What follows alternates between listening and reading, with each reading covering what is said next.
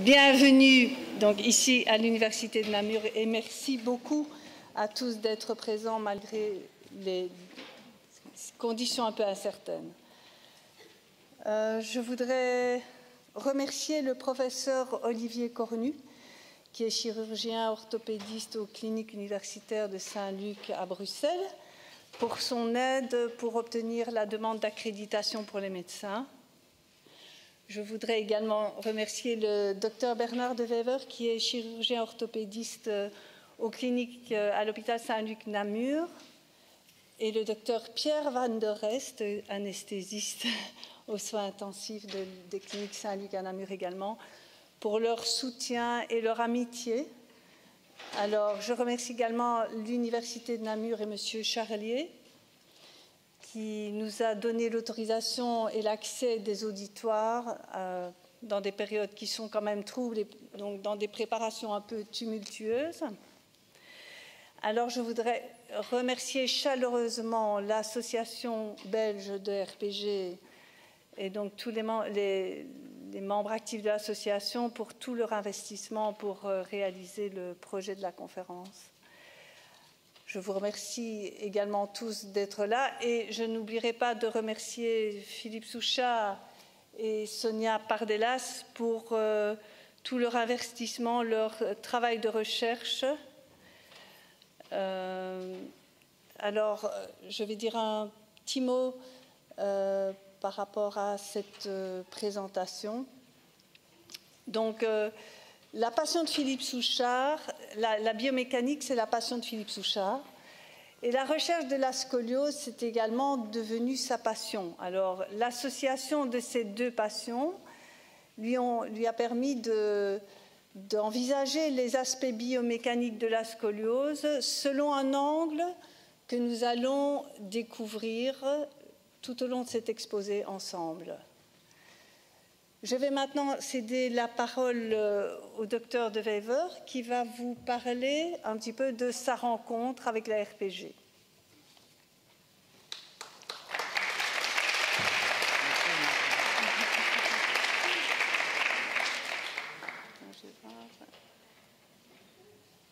Qu'est-ce que c'est? Suivante. Attends, c'est ici. Voilà, c'est là, je pense. C'est la précédente? Oui, c'est celle-là. Voilà. Tout d'abord, j'étais ravi d'apprendre que vous reveniez encore une nouvelle fois en Belgique. Et quand Muriel m'a demandé de faire une petite présentation, j'ai pensé que c'était l'occasion de rappeler notre rencontre qui est survenue en septembre 2012. Souvenez-vous, à l'époque, nous avions mis avec Muriel et avec le docteur Van der Rest au point une conférence sur le sujet de la lombalgie avec les diverses approches thérapeutiques. Et c'était organisé, c'était Saint-Luc qui l'organisait, mais c'était, si mes souvenirs sont bons, à Jambes, sur les hauteurs là-bas. Et il y avait évidemment plusieurs orateurs qui venaient chacun parler de toutes les manières dont ils traitaient les lombalgies. Ça passait par le rhumatologue, l'anesthésiste, et puis il y avait vous, et puis moi je passais après vous.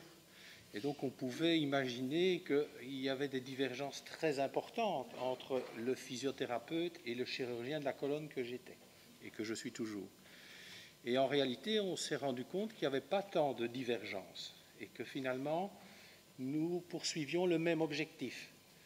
L'objectif de la restitution de l'équilibre sagittal et de la bonne lordose à retrouver. Et quand le chirurgien se trompe, et se trompe dans la lordose, il se plante méchamment. Et j'ai vraiment rencontré, grâce à Pierre, qui m'a fait connaître la RPG, et puis à Muriel, et puis à vous, que j'ai rencontré par la suite, cette technique, et j'ai pu l'apprécier pour moi-même, pour me soigner moi-même, mais également pour mes patients. Et depuis cette époque, eh bien, la RPG est une prescription quasi quotidienne pour mes patients, avec des résultats qui dépassent vraiment largement tout ce qu'on pouvait obtenir jusqu'à présent, en travaillant davantage sur les étirements et beaucoup moins sur les renforcements, eh bien, on est pleinement satisfait. Même au sein de notre clinique du dos à Bourges, on a beaucoup intégré cette notion de la rééducation posturale globale. En consultation, je suis souvent confronté à la difficulté de trouver des thérapeutes, mais je vois qu'ils sont tous ici. Et comme je consulte à beaucoup d'endroits en Wallonie, je les oriente autant que faire se peut vers les personnes compétentes. Et je n'ai qu'à me réjouir des résultats qu'on obtient par cette technique. Alors un tout grand merci. Et je vais peut-être encore montrer juste une illustration de ce que les chirurgiens essayent de faire. C'est parfois lourd et difficile. Et vous voyez qu'on peut corriger la scoliose et le trouble de l'équilibre sagittal, mais au prix d'une sacrée quincaillerie. Voilà. L'objectif est le même. Corriger le trouble de l'équilibre sagittal et la lordose. Voilà, je vais passer la parole au docteur Van der Est, qui va donner un petit mot sur son expérience avec la RPG. Si je peux rajouter quelque chose, c'est d'abord de vous remercier infiniment. Et puis, je me souviens, comme si c'était hier, de cette conférence, et puis que j'ai été vous trouver après qu'on a échangé personnellement pour finalement voir les complémentarités, parce qu'il y a des chirurgies qui sont absolument indispensables, ça ne se discute pas. Seulement, c'est des chirurgies qui ont des actions locales indispensables, mais qui après nécessitent de toute façon une rééducation pour les zones qui bougent encore. Donc, ça avait été un échange extraordinaire, je m'en souviens comme si c'était hier. Et pour moi de même. Merci en tout cas. Merci infiniment.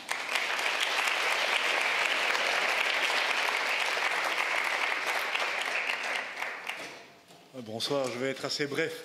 N'ayant pas le privilège ni d'être chirurgien orthopédiste ou kinésithérapeute ou physiothérapeute, j'ai néanmoins le privilège d'être le patient de Muriel André, que je connais depuis fort longtemps et qui me fait l'honneur de s'occuper de moi depuis longtemps. En fait, je vais vous expliquer la raison de mon intervention. C'est dans le but d'expliquer pourquoi quelqu'un qui n'a strictement rien à voir avec la kiné peut se trouver emballé par une technique aussi extraordinaire que la RPG. En 2009, je me trouvais avec des problèmes de statique assez communs, mais assez prononcés. Et j'ai été, par hasard, écouter une conférence qui était donnée, effectivement, par M. Souchard, et qui était donnée à Namur, et qui expliquait les fondements biomécaniques et la physiopathologie de la RPG et de la façon dont elle était travaillée par étirement plutôt que par renforcement. Et j'ai été séduit par la logique de cette approche qui consistait à résoudre des conflits, non pas par d'autres conflits, mais plutôt par une attitude beaucoup plus causale. J'ai eu le privilège donc, de me faire soigner et d'en apprécier les bienfaits grâce à Muriel André, dont je souligne encore, je crois que vous le savez tous, la force de persuasion et que la passion pour son métier lui insuffle. Je crois que je n'étonne personne. Et donc, en 2012, nous avons organisé, moi par curiosité, cette conférence dont Bernard de Wever vient de vous parler. Bernard, à cette occasion, je tiens à le souligner, m'a impressionné, parce que pour un chirurgien, commencer un exposé en montrant ses propres erreurs, moi qui suis médecin hospitalier et qui connais bien les chirurgiens, je peux vous dire que c'est une attitude qui n'est pas banale. C'était très bien, c'était humble et ça donnait de la crédibilité à tout ce qu'il a dit après. Voilà. Professeur Souchard, je ne vais pas vous présenter, vous êtes ici devant un public conquis, et qui connaît la valeur de tout ce que vous allez apporter. Mais je vous remercie infiniment d'avoir inventé une méthode qui m'a personnellement apporté beaucoup de bien. Je vais quand même juste vous dire ce que j'ai trouvé d'extraordinaire dans la RPG. C'était trois fondements que j'ai trouvé acceptables quand on a envie de pratiquer la médecine de façon logique, c'est-à-dire basée sur la physiologie. Donc le fait qu'on essaye d'être causal, avant d'être symptomatologique. Ça, c'est vraiment un des principes médicaux de base. Avant, on peut soigner des symptômes, ça marchera toujours à un moment donné, mais si autant qu'on n'a pas trouvé la cause ne disparaîtra pas. Voilà, ça je trouve que c'était vraiment quelque chose que je trouvais très important. Le fait que quand on est causal, on finit par être individualiste, d'individualiser chaque patient, donc parce que les effets peuvent être très différents, mais les causes selon les patients peuvent être très différents, et qu'il y avait toute une recherche qui se faisait pour trouver la cause des pathologies rencontrées. Et surtout, je trouvais, c'était cette approche globale qui faisait que une grande partie des mots approchés, et notamment dans les problèmes de la statique, pouvaient trouver une solution dans une approche globale que vous connaissez certainement bien mieux que moi, mais qui permettait d'identifier des mécanismes insoupçonnés. Et ça, j'ai trouvé ça gratifiant à la fois pour le corps et à la fois pour l'esprit. Je ne vais pas vous embêter plus longtemps. Je vous dis juste que cette approche que M. De Wever a soulignée, qui consiste à rebalancer, à rétablir un équilibre par des méthodes qu'on décrit comme douces, mais de temps en temps, honnêtement, comme patient, je peux vous dire que ce n'est pas si doux que ça. Mais c'est vraiment une approche saine et intelligente. Je vous remercie pour votre attention et je laisse passer des personnes qui sont. Merci infiniment.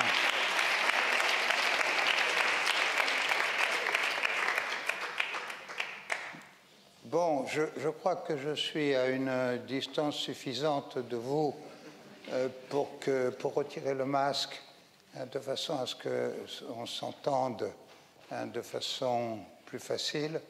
Alors d'abord, je tiens à remercier pour ces présentations que je ne mérite pas, en réalité, parce que ce que je fais, c'est simplement un travail que je qualifierais d'honnête vis-à-vis de ce qu'on doit à nos patients.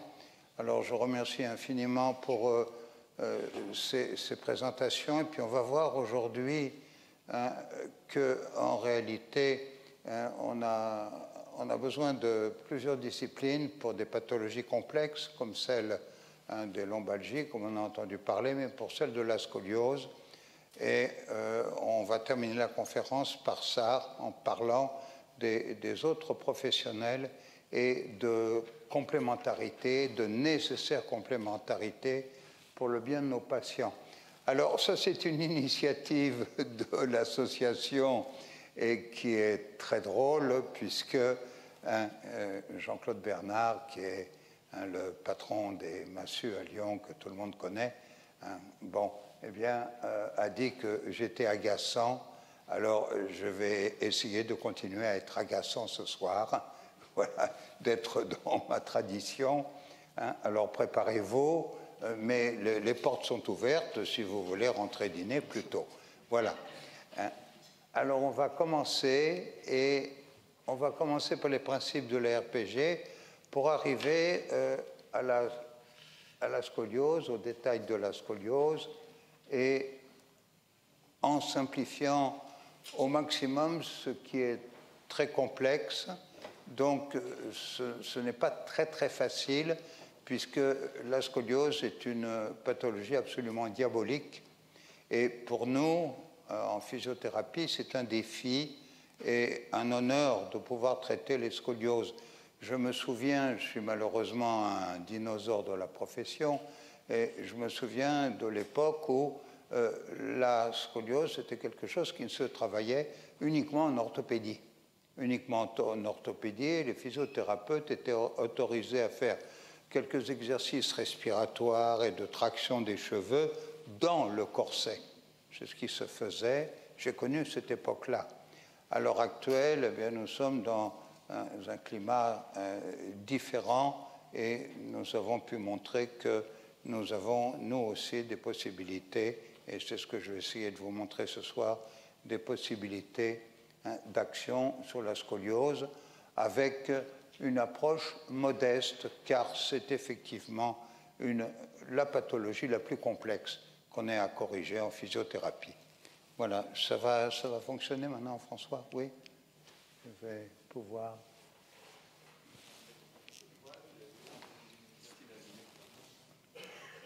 Est-ce que tu as allumé le pointeur? Demandez-moi de corriger des vertèbres, mais ne me demandez pas de mettre des contacts pour... Ça, je ne sais pas faire. Bien. Alors, la première chose, la première identité de la RPG, c'est d'avoir valorisé la fonction statique. Alors, dans les débuts de notre profession, en général, dans nos pays, ici en Europe, elle est née après la guerre pour rééduquer les blessés de la guerre. Et bien entendu, la cinésiologie, le mouvement a été privilégié. Il fallait faire marcher ce qui ne marchait pas, il fallait faire bouger ce qui ne bougeait pas. Et la posture, la statique, a été laissée un petit peu derrière. Donc la première identité de l'RPG, c'est de revaloriser la fonction statique. Alors quand je dis revaloriser, il ne s'agit pas d'exagérer, de la mettre au-dessus de la fonction cinésiologique, mais exactement au même niveau. Exactement au même niveau, avec le même niveau d'importance. Pourquoi? Parce qu'en réalité, je n'aime pas beaucoup l'expression fonction statique, c'est pour ça que je la mets entre guillemets. Et si je pose cet objet sur la table et s'il n'y a pas de tremblement de terre, ben, ça va rester pour l'éternité. Moi, quand je suis devant vous, comme ceci, eh bien, je ne suis pas en position statique, je suis en contrôle de l'équilibre. Et si vous me mettez sur une plateforme stabilométrique, vous allez voir ce qu'on appelle la pelote de la plateforme stabilométrique. Vous allez voir que, même si je n'ai bu que de l'eau aujourd'hui, eh bien, je suis en oscillation. Donc, je préfère de loin la fonction de contrôle de l'équilibre parce que ça vous fait tout de suite rentrer de plein pied dans la complexité du contrôle de l'équilibre, et c'est d'une complexité égale à la fonction gestuelle. C'est un miracle. Nous avons un centre de gravité qui en général est situé au niveau de la troisième lombaire, et nous avons un polygone de sustentation qui est extrêmement réduit. Et quand nous marchons, c'est unipodal. C'est donc tout à fait miraculeux. L'homo erectus est tout à fait miraculeux. Donc, premièrement, ça pourra peut-être poser des problèmes, on va le voir. Et puis, c'est d'une complexité de fonctionnement égale à la fonction dynamique. Alors, la fonction de contrôle de l'équilibre est donc d'une complexité égale à la fonction dynamique. Alors, nous avons beaucoup de muscles de la statique dans le corps, entre guillemets, toujours, comme nous avons beaucoup de muscles de la dynamique avec une mixité, bien entendu. C'est-à-dire que même les muscles de la dynamique vont participer au maintien. Par exemple, les abdominaux qui sont dynamiques, ils sont contentifs du ventre. Et puis, les muscles de la statique sont capables de faire une contraction. Donc, ils ont aussi une action dynamique. Donc, nous sommes un petit peu, on revient un petit peu 3000 ans avant Jésus-Christ, chez les Chinois, avec la notion de yin-yang, d'antagonisme, complémentarité, pour revenir un petit peu dans l'histoire. Donc, nous avons 3 fonctions statiques. Alors, la plus connue, bien entendu, c'est la fonction d'érection. Et c'est celle qui, évidemment, va demander le plus grand effort tonique, c'est-à-dire de s'ériger contre la gravité à partir de points fixes inférieurs. Bien. Mais nous avons aussi une fonction statique de suspension. Il faut que nous suspendions le thorax, il faut que nous suspendions la masse viscérale, et ça se fait par l'ensemble du système musculo-fibreux médiastinal qui suspend le centre phrénique. Il faut qu'on suspende la voûte interne parce que la voûte plantaire ne dépend pas simplement des muscles plantaires, mais aussi du tibial antérieur. Donc, nous avons une fonction de suspension. Et puis, nous avons une fonction statique qui réclame un petit peu moins d'effort, qu'on appelle la fonction de tension réciproque, et qui est un petit peu plus horizontale. C'est-à-dire que pour orienter convenablement les segments dans l'espace, et surtout en rotation, eh bien, il faut qu'on soit en équilibre de tension réciproque. Donc, vous voyez que je suis en train d'étendre les responsabilités des muscles de la statique, des muscles toniques, parce qu'ils ne servent pas qu'à l'érection, comme on pourrait le croire, ils servent à la suspension et au maintien des tensions réciproques. Très bien. Alors, les fonctions statiques ou dynamiques bénéficient évidemment, même si elles sont relatives, de spécificité. Nous sommes tous ici des êtres humains et nous nous reconnaissons comme êtres humains, mais nous avons des collègues de sexe féminin, des collègues de sexe masculin, et nous avons reconnaître ces différences. Eh bien, c'est exactement la même chose. Nous avons une sexualité musculaire et une des différences. Et alors, bien entendu, chaque fonction bénéficie des moyens neurofibromusculaires nécessaires pour sa fonction. On peut déjà anticiper en disant que les muscles de contrôle de l'équilibre vont être freinateurs, plutôt freinateurs, tandis que ceux de la synésiologie vont être plutôt effecteurs. Bien. Alors, les moyens appropriés, je vais aller assez vite là parce que, en réalité, c'est une relecture de la littérature, donc vous le connaissez tous, mais relecture, ça signifie donner une signification en choisissant dans les littératures qui est colossale ce qui peut déboucher sur une conclusion. Alors, vous avez là toutes les différences entre les muscles, les caractéristiques des muscles à fonction dynamique et à fonction statique. C'est une relecture de la littérature. Je ne fais pas m'appesantir puisque vous êtes tous des professionnels. Très bien. Alors, on va passer déjà à un petit peu plus de spécificité sur la fonction statique. Alors, évidemment, elle a, comme je l'ai dit, des caractéristiques qui sont propres à sa nécessité de contrôle de l'équilibre, ce qui est plutôt des nécessités de frein de stabilisation. Alors, il est difficile d'éviter l'expression anglo-saxonne de stiffness, qui résume ces fonctions. Alors là, je vais quand même détailler un tout petit peu plus, parce que vous allez voir que c'est très riche, et je vais commencer à justifier un petit peu la complexité de la fonction statique. Alors, nous avons bien sûr les surfaces articulaires, des fibres musculaires lentes. Vous savez que nous avons des fibres rapides et des lentes. Les rapides sont bien entendu plus au service des muscles de la dynamique et les fibres musculaires lentes au service des muscles de la statique. Des motoneurones de faible diamètre parce que nous allons dans une direction d'économie d'énergie pour la fonction statique, alors que la fonction dynamique ne sera pas du tout une économie d'énergie, et on sait combien on peut dépenser d'énergie dans des activités sportives, et vous avez des sportifs de très grand niveau en Belgique, donc je n'insiste pas. Donc des motoneurones de faible diamètre, bien entendu les ponts d'actine et de myosine qui vont freiner, et puis l'aspect de résistance fluidique du collagène intrafibre, les protéines intrafibres, le collagène, et puis bien sûr on va rentrer dans le tissu fibreux avec l'endomysium, le périmysium et l'épimysium que vous connaissez tous.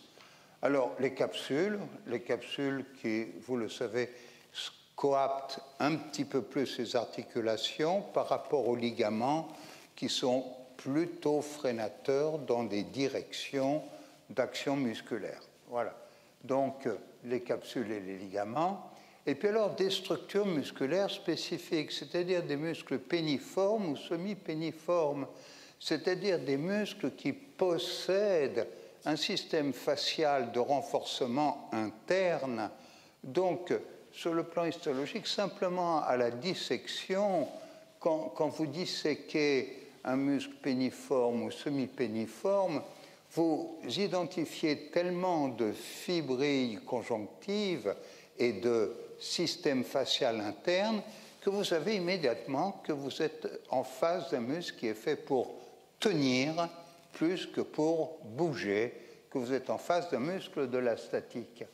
Et puis nous avons bien sûr les aponevroses et les fascias, et avec la définition moderne de fibrille, et le docteur Guimberneau avec ses dissections de biopsie sur le vivant pour examiner l'organisation faciale depuis le fascia superficiel qui est très lâche jusqu'au fascia profond qui sont plus résistants, a montré que c'est un système de maillage absolument extraordinaire qui est fractal parce qu'on le retrouve à tous les niveaux, et donc ceci va apparaître plus particulièrement dans les niveaux où nous avons besoin plus de résistance, et toujours dans une optique d'économie, puisque ce sont des fibres conjonctives, donc qui ne vont pas représenter une dépense énergétique pour maintenir. Ça sera une résistance fibreuse passive. C'est un système tout à fait extraordinaire et sur lequel on fait des découvertes encore tous les jours. Bien. Le tonus neuromusculaire, bien entendu, et puis le réflexe myotatique direct, ou réflexe myotatique pour simplifier. Alors là, c'est dans les cas un petit peu extrêmes, c'est-à-dire que si jamais on risque un déséquilibre, eh bien, on va anticiper ce déséquilibre par une contraction musculaire, ou si on est déjà en déséquilibre, on va essayer de le récupérer par le réflexe myotatique, et c'est le seul réflexe qui soit monosynaptique, c'est-à-dire qu'il est extrêmement rapide, ce qui explique que nous chutons assez peu, malgré qu'on soit capable de faire des activités unipodales, monter des escaliers, descendre des escaliers, etc. Nous anticipons ou nous récupérons les déséquilibres par le réflexe myotatique direct. Et puis alors, bien sûr, les contrôles automatiques supérieurs. Alors là, je pense plus particulièrement au noyau gris, au bulbe, au cervelet et à ce qu'on appelle le cerveau dans le cerveau, qui est le thalamus, c'est-à-dire les centres supérieurs, puisque lorsque je suis devant vous comme ça, je n'ai pas besoin de l'intervention corticale pour me maintenir en équilibre. Donc les centres automatiques sont d'une importance fondamentale pour maintenir mon équilibre, et ça parvient jusqu'au cortex, et en particulier à ce que vous connaissez tous, qui est la représentation frontale de l'homuncule de Penfield, et nous avons fait des expérimentations en RPG avant et après posture, et on a vu que les inputs au niveau de l'homuncule de Penfield étaient changés après une posture de RPG, après un traitement, par rapport à avant le traitement. Ça s'est fait à la Fondation Santa Lucia, à l'université de Tor Vergata à Rome. Très bien. Donc, ça va jusqu'au niveau cortical. Bien. Alors, l'organisation des moyens neurofibromusculaires assure le contrôle de l'équilibre et des gestes les plus essentiels, c'est-à-dire les fonctions hégémoniques. Alors, on a parlé de la fonction hégémonique statique. Eh bien, il y a aussi, sur le plan cinésiologique, des fonctions hégémoniques. Alors, il ne s'agit pas du tout de dire qu'il y a quelque chose d'inutile dans le corps. Absolument pas. Mais il y a des choses qui sont plus importantes que d'autres parce qu'elles vont assurer des gestes qui sont absolument fondamentaux.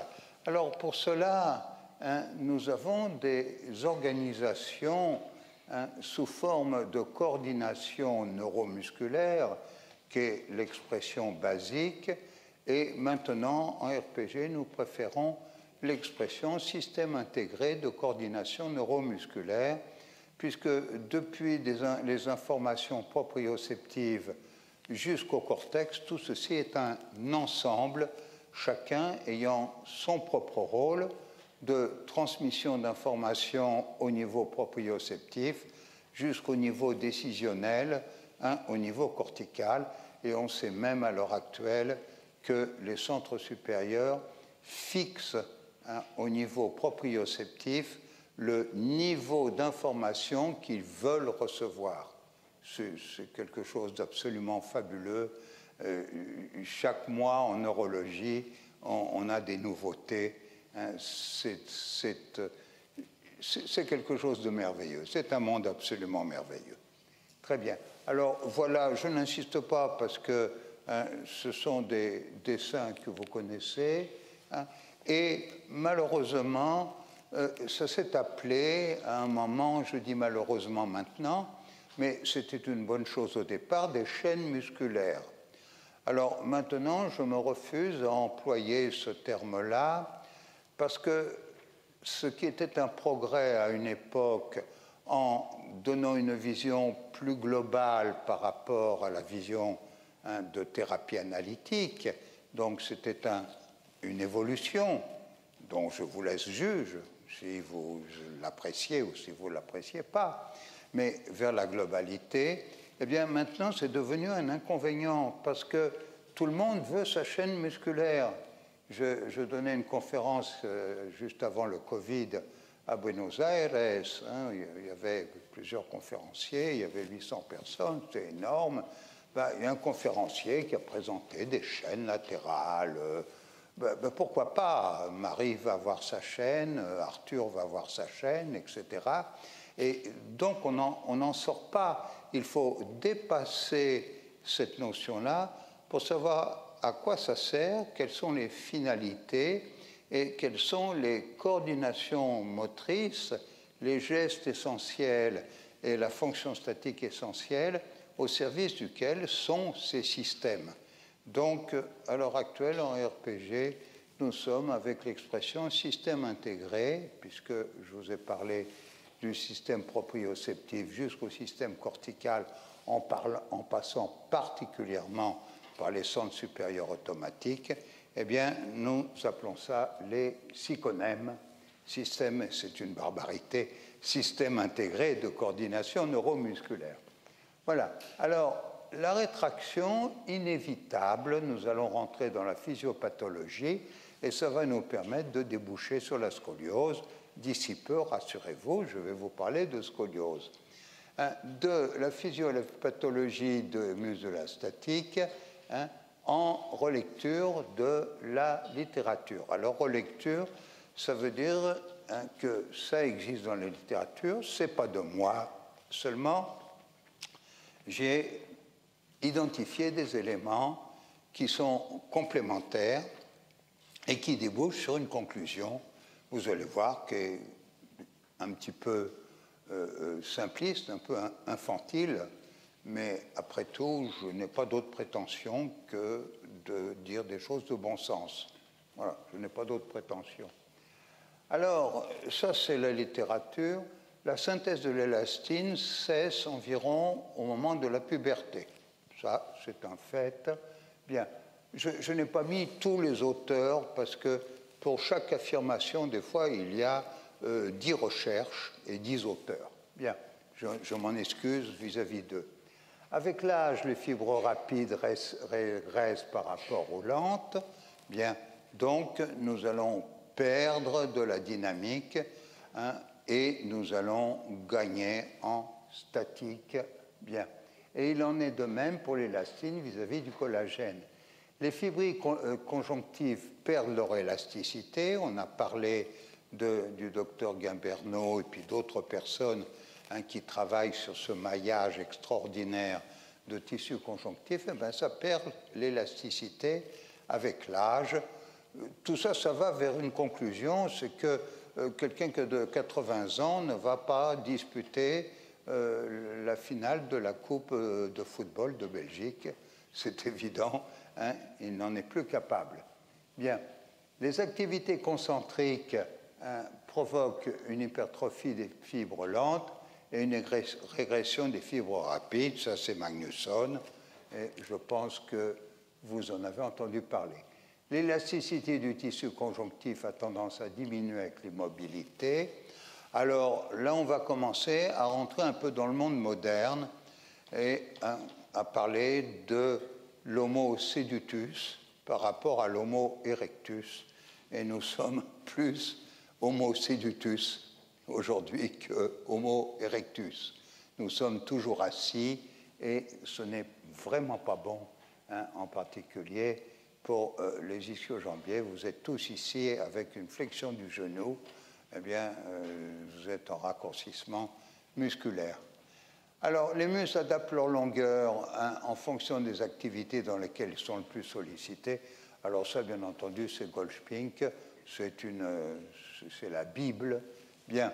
Hein. Et puis, la musculation concentrique, si elle entraîne une augmentation, hein, du diamètre transversal, hein, de la section area, hein, des muscles, hein, donc le volume musculaire, et bien par contre ça va raccourcir donc l'excès, hein, de musculation concentrique, lorsque ce n'est pas compensé par des étirements, va favoriser le raccourcissement musculaire, et nous avons beaucoup d'activités qui demandent de la musculation concentrique, et les muscles vont perdre de leur élasticité et même se raccourcir. Et alors le sédentarisme, bien entendu, hein, les activités professionnelles répétitives. Alors là, j'insiste sur quelque chose quand je fais les cours. Il n'y a pas que les activités répétitives. Quand j'ai fait mes études, on disait c'est particulièrement difficile d'être maçon, d'être charpentier, etc. On accusait particulièrement les gens qui levaient des poids. Mais maintenant, ceci aussi, c'est très agressif. Ceci aussi, c'est très agressif. Hein. La répétition, même vertueuse. Hein. Vous buvez de l'eau, ne buvez pas toujours la même eau. Vous mangez de la verdure, ne mangez pas toujours les mêmes verdures, car les sels minéraux ne sont pas les mêmes. Voilà, donc les activités répétitives.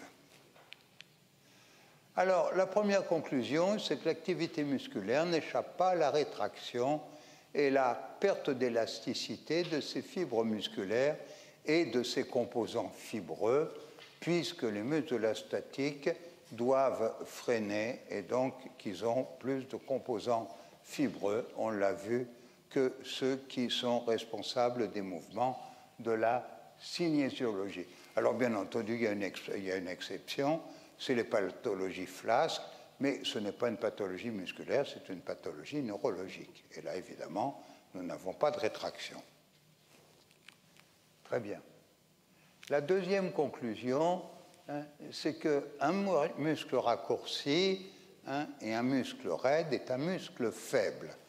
Alors là, grâce à Muriel, j'ai obtenu un instrument fondamental pour la conférence, qui est un élastique. Alors, c'est une loi, hein, fondamentale, qui est la loi de Hooke, hein, sur le comportement, hein, solide de la matière. C'est-à-dire que si vous avez un élastique et que vous l'étirez beaucoup, il va emmagasiner de la force qu'il va restituer passivement quand vous le relâchez. S'il est enraidi et que vous ne pouvez pas l'étirer, il ne va pas restituer la même force. Ce qui veut dire que dans l'activité musculaire, il n'y a pas que la cross-section area, il n'y a pas que la force musculaire et la contraction musculaire, il y a le retour de l'élasticité musculaire qui vient au secours de la contraction. Donc, un muscle raide est un muscle faible. Alors là, je pourrais être d'accord presque avec l'expression qu'on connaît bien en physiothérapie, on est faible. On est faible. Bon, oui, mais l'anorexie, c'est une faiblesse, l'obésité en est une autre aussi. Et là, ce serait plutôt une faiblesse d'obésité, c'est-à-dire un excès de raideur qui va empêcher la restitution de la force élastique.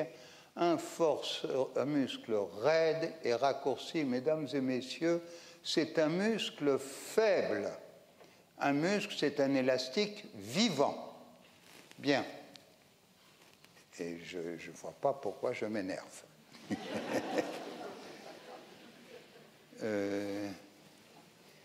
Ça faisait longtemps que ça ne m'était pas arrivé. Voilà, ça y est, je l'ai retrouvé. Bien, je suis en progrès. Alors, un autre élément, et on s'approche de la scoliose, eh bien, la morphologie, bien entendu, dépend de l'activité statique. Quand je suis devant vous comme ceci, eh bien, je ne suis pas en contraction musculaire, je suis en expression du tonus et de l'activité minimale musculaire et musculo-fibreuse.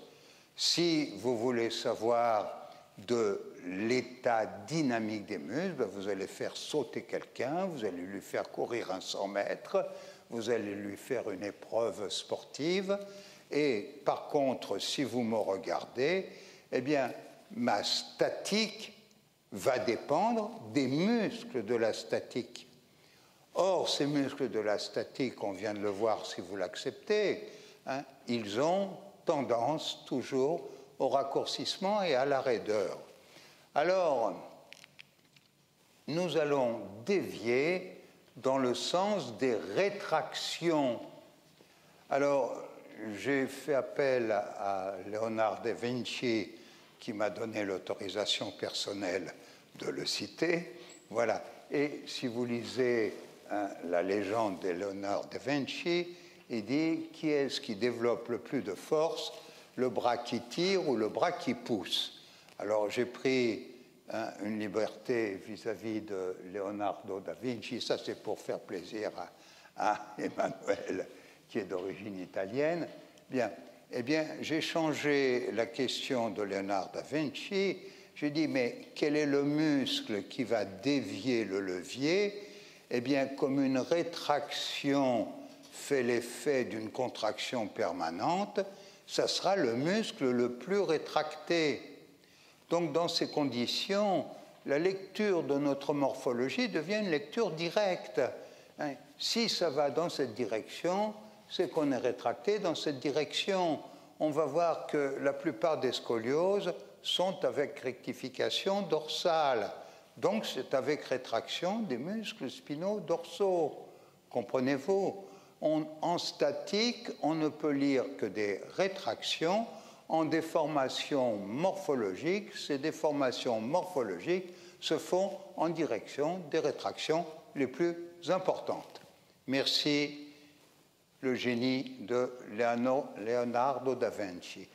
Alors, ça, c'est notre laboratoire et on ne dépasse toujours pas le stade du bon sens. Je n'irai pas beaucoup plus loin aujourd'hui. À un moment, on va parler un peu de biomécanique fine, mais je n'irai pas beaucoup plus loin. C'est que nous avons un laboratoire naturel qui est bien entendu la pathologie spastique, puisque dans la pathologie spastique, le tonus augmente en général, eh bien, il va augmenter le plus là où il habite. Et où habite l'hypertonie? Dans les muscles qui abritent le tonus, c'est-à-dire les muscles de la statique et les muscles hégémoniques. Alors, un hémiplégique au niveau inférieur, vous voyez, ah, là, je fais une bêtise, voilà. Vous voyez, eh bien, il est en extension du genou, puis il est en varus équin du pied. Et vous voyez déjà qu'il est en antépulsion, circonduction du bras avec pronation, flexion des doigts et opposition du pouce, pour le geste absolument fondamental qui consiste à prendre et à porter à soi. Et là, voilà une position qui est plus importante du bras avec une spasticité plus importante. Eh bien, c'est notre laboratoire. Nous n'avons jamais vu un hémiplégique avec le bras dans cette situation-là.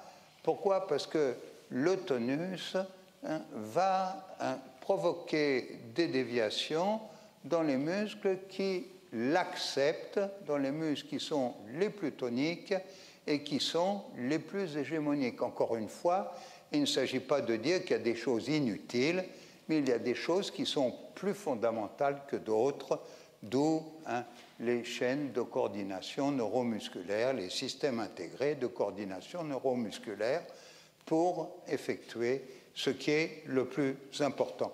Alors ça, c'est un laboratoire qui, à mon avis, est difficile de discuter. Nous l'avons sous les yeux, nous n'avons qu'à vérifier comment se comportent nos spastiques et nous savons ce que provoquent les hypertonies, les raideurs et les raccourcissements des muscles hégémoniques. Alors les scolioses, nous y arrivons au niveau des scolioses. Alors, la littérature, les études épidémiologiques récentes, une synthèse, car il y en a, j'en ai 1,50 m de livres, mais je fais une synthèse pour être simple, et une synthèse qui réunit les avis sur lesquels tout le monde concorde, et même moi, qui pourtant ne concorde pas toujours avec l'Académie. Bien, alors il y a environ 3% de la population qui possède des scolioses. Elles sont évaluées à partir de 11 degrés. Bien, 30 à 40% de scoliose familiale. Alors, évidemment, ça pose un problème de caractère génétique. Jusqu'à ces derniers temps, ce n'était pas identifié.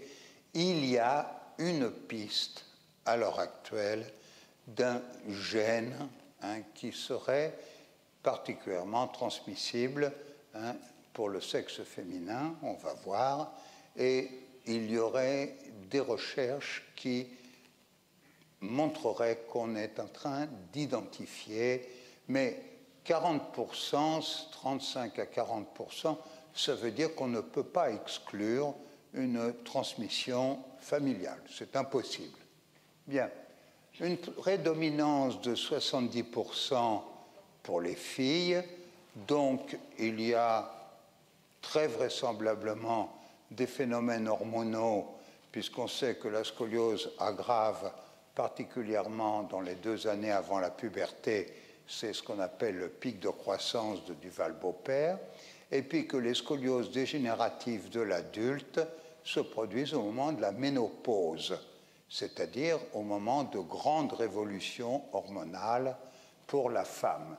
Voilà, 70% des scolioses pour les filles. Certains auteurs donnent 80%. 90% de scoliose dorsale droite et 70% de scoliose lombaire gauche. Alors, je vous remercie infiniment si vous me demandez pourquoi, parce que je vais répondre comme répondent tous les professeurs qui sont gênés. C'est une excellente question, merci de me l'avoir posée. J'en ai pas la moindre idée. Voilà, parce que ça ne correspond pas aux proportions droitier-gaucher. J'ai pensé à un moment, puisque je donne des cours dans différents pays, que ça pourrait être un problème d'hémisphère, puisque vous savez que dans des décharges, eh bien, dans l'hémisphère nord, l'eau tourne dans un sens, dans l'hémisphère sud, il tourne dans l'autre sens. Ça ne marche pas. C'est toujours 90% de dorsale droite et 70% de lombaire gauche. C'est impressionnant, c'est impressionnant. Mais c'est une proportion, j'ai traité hier, j'ai traité, et puis la semaine dernière aussi, une scoliose qui était inverse. Il y a la règle d'individualité. Mais c'est quand même une proportion importante. Bien. Alors, la scoliose idiopathique est, en général, on préfère maintenant employer le terme essentiel, avec donc l'éthiopathogénie dans la littérature. Alors, les hypothèses, c'est des perturbations neurologiques discrètes de l'équilibre postural. Et là, sur le plan de l'identification des gènes, eh bien, ce serait un gène qui, effectivement, au niveau des centres supérieurs automatiques, perturberait et arriverait jusqu'à des effets au niveau de la dure-mère. C'est l'hypothèse la plus moderne. Je vous la livre, elle n'est pas de moi, je vous la livre comme je viens de l'apprendre. Très bien. Le tissu conjonctif, la mélatonine, des anomalies des plaquettes, bien, pourquoi pas. Mais vous voyez qu'il y a déjà des gens dans la littérature qui sont un petit peu plus dans la direction basique du bon sens que j'essaie toujours d'avoir. Il s'agit d'une pathologie morphologique, musculo-squelettique de la colonne vertébrale. Donc, j'aurais plutôt tendance à penser que ça pourrait être des problèmes mécaniques. Et je ne suis pas tout seul. Il y a des gens qui ont parlé de facteurs mécaniques et des muscles squelettiques. Voilà. Donc, la RPG, eh bien, va se concentrer sur l'aspect biomécanique de la colonne vertébrale.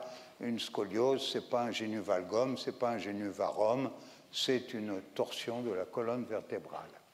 Alors le pic de croissance du Val-Beaupère, alors ça évidemment, tout le monde est d'accord pour dire que les 2 années qui précèdent la puberté sont des années de croissance exponentielle, en général 1 cm par mois, et que donc plus ça va croître, plus il y a un risque de déformation. Alors les traitements, ils sont essentiellement orthopédiques, par des corsets, et chirurgicaux pour les cas les plus graves et en général au-dessus de 50 degrés. Maintenant, c'est au chirurgien de décider de l'opportunité d'opérer ou non. Voilà. Alors, l'hypothèse en RPG. Maintenant, on va passer dans mes élucubrations personnelles. Eh bien, je pense qu'avec 24 pièces mobiles dans tous les plans de l'espace, à des titres différents, nous sommes plus mobiles des 7 cervicales que des dorsales qui sont freinées par les côtes ou des lombaires qui sont freinés en rotation par les apophyses articulaires. Donc, avec des variations, eh bien, nous avons, au niveau de la colonne vertébrale, donc nous avons 24 vertèbres qui sont capables de bouger dans tous les plans de l'espace. Dans ces conditions-là, je pense qu'il serait peut-être un peu optimiste de penser que nous serions obligatoirement parfaits de la colonne vertébrale. Voilà. C'est-à-dire que la colonne vertébrale possède dans son anatomophysiologie des capacités de déformation par la complexité de son organisation. Ça serait peut-être un peu optimiste de penser que nous sommes tous parfaits de la colonne vertébrale, à Namur bien entendu, mais en France non. Voilà. Bien. Alors, complexité de la physiologie des muscles spinaux, eh bien, pour faire ces mouvements dans tous les plans de l'espace, eh bien, nous avons une très grande complexité des muscles spinaux. Or, ce sont des muscles de la statique, dont la vocation, si vous avez accepté le début de mes explications, est la raideur et la rétraction.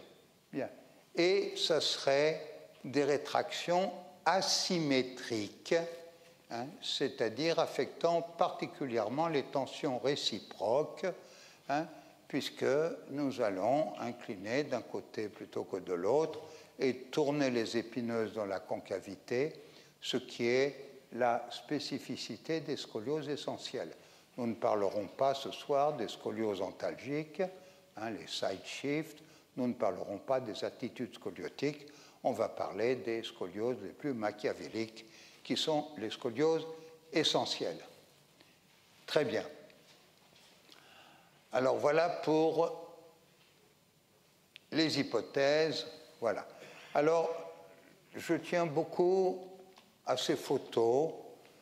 Je ne vais pas vous faire bouger, surtout dans les conditions de Covid en ce moment, ça répartirait, etc.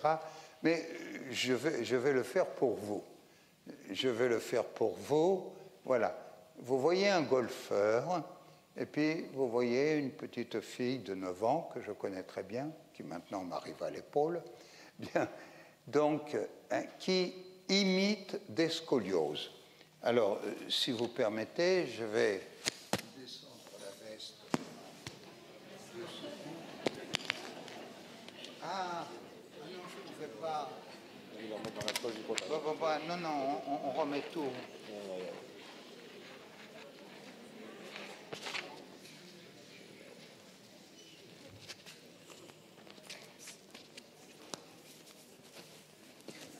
Alors, merci François, merci infiniment.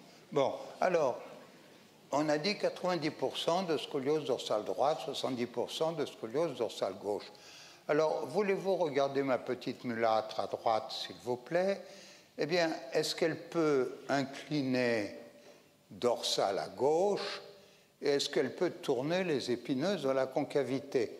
Eh bien, si elle veut placer cette calebasse en haut et à droite, elle va imiter une scoliose dorsale droite. Si elle veut placer cette calebasse à gauche en faisant une latéroflexion lombaire et une rotation des épineuses dans la concavité, elle le peut parfaitement. Est-ce que ça lui fait mal? Ça ne lui fait pas mal. Est-ce qu'elle a perdu l'équilibre? Elle n'a pas perdu l'équilibre puisqu'elle a fait une pré-translation préalable de ses appuis pour éviter de se déséquilibrer. Alors, ça c'est encore au niveau basique de bon sens, nous pouvons imiter une scoliose. Et ça, ce n'est pas exactement une très bonne nouvelle, parce que si c'est tellement facile à imiter, on peut penser que ce ne sera pas très difficile de la fixer. Ce n'est pas une très très bonne nouvelle. Voilà. Alors, nous avons donc la possibilité d'imiter une scoliose, ce qui m'amène à une conclusion qui est que la scoliose essentielle, c'est donc la fixation pathologique en statique d'un mouvement physiologique. Alors on verra d'autres explications pourquoi ça maintient l'équilibre et pourquoi ce n'est pas douloureux. Mais c'est déjà une explication, puisque c'est un mouvement physiologique. La plupart de nos scolioses ne sont pas douloureuses chez les juvéniles, ne sont pas douloureuses chez les adolescents. Elles le sont parfois, mais ce n'est pas la cause, sauf pour les scolioses antalgiques. Donc, ce n'est pas douloureux, et puis, ça va maintenir l'équilibre. C'est déjà la première réponse à un certain mystère. Comment peut-on faire des torsions que l'on va voir pour l'académite tridimensionnelle et quadridimensionnelle pour nous, des torsions aussi machiavéliques, et puis que ce soit sans douleur et que ça maintienne quand même l'équilibre. C'est quand même tout à fait hallucinant, une pathologie aussi importante et qui va maintenir l'hégémonie statique. C'est tout à fait hallucinant. Voilà. Alors, bien entendu, il y a aussi des fois des adolescents qui ont des douleurs, mais par exemple, là, j'ai soigné la semaine dernière, je soigne cette semaine, puisque je soigne toujours des patients pendant les cours en démonstration, je n'ai eu aucun cas qui ait des douleurs, et la plus âgée que j'ai eu à traiter, c'était aujourd'hui, c'était une jeune fille de 15 ans. Non, c'était la semaine dernière, de 18 ans, et elle n'avait pas de douleur. Et elle avait une scoliose de 35 ou 40 degrés dorsale. Voilà.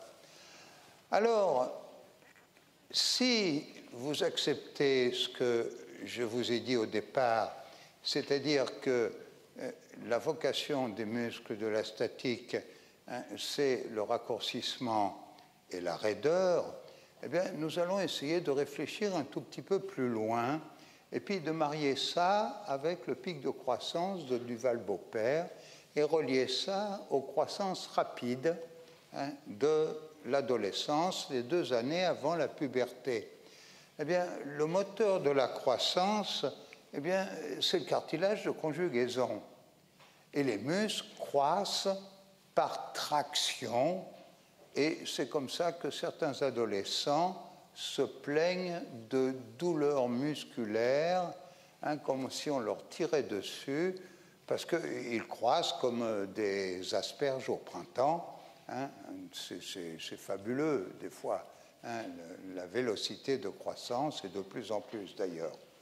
Alors, on va réfléchir, si nous sommes équilibrés de nos câbles, c'est comme un mât d'un pylône.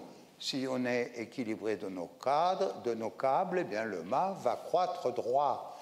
S'il y a des câbles qui tirent plus de leur côté que de l'autre côté, on les appellera des muscles offensifs, et j'ai dessiné une scoliose lombaire gauche et dorsale droite pour respecter les proportions.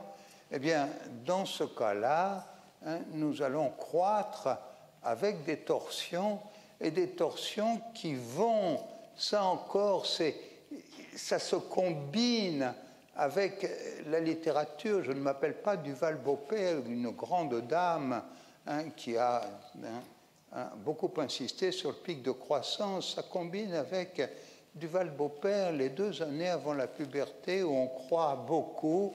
Eh bien, c'est là qu'on va beaucoup augmenter les scolioses. Pourquoi? Parce que les muscles s'allongent par contrainte, et s'il y en a qui sont plus raides que les autres, eh bien, ils vont déformer dans la fonction de tension réciproque. Les plus raides vont tirer de leur côté. Très bien. Alors, comment vont-ils tirer? Là, on va aller assez vite parce que vous connaissez tous ça parfaitement.